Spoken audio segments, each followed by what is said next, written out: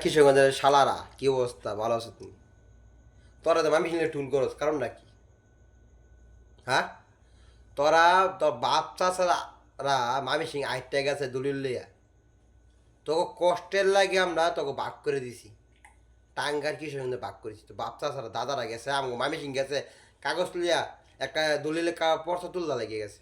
মাথা ছুতেরা ইতেশ বুঝলা যাও, ও সোনাগরে বাল জ্বালাইছে তোমাকে না, মসিংহে টুল করো। বিয়ে তোমার জ্বালাইছে মামি সিং ব্যান। আর তোকে আইটি কিছু খাটে আনমরে আমরা তোকে আনতাম, তোর আইলে হালাইতাম না, তোকে দূর করে আমরা আনতাম না। তো আমরা চাই না আমার মামি সিং জামজোর সৃষ্টি হোক, ও দুই ও নানা কিছু তৈরি তৈরি হোক, ঠিক আছে, ঝগড়াবাটি হোক, ঠিক আছে, হিংসা বৃদ্ধি হোক। তোকে তোরা মামি সিংয়ের তোকে প্রথম নাম কি জানোস নি?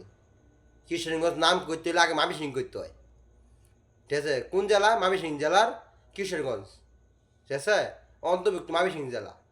তারপর তোর কিশোরগঞ্জ হয়েছে, টাঙ্গাইল মামি সিং অন্তর্ভুক্ত, ভাগ করে দিয়েছে কি টাঙ্গাইল হয়েছে। তা কিলে তোরা মামি সিং টুল করস, যারা সম্ভব না ওটা নিয়ে তোরা টুল করস। তোরা কইতে পারো যে আমরা টাঙ্গাইল ঢাকাতে থাকতে চাই, যাবো না, কিন্তু আমরা মামি সিং টুল করস। শালারা থাপড়া কারণ মানা মাদা ছোটেরা। আর একবার যে টাঙ্গাইল আর কিশোরগঞ্জের লোক যদি মামি সিং টুল করবি মাদা ছোটেরা,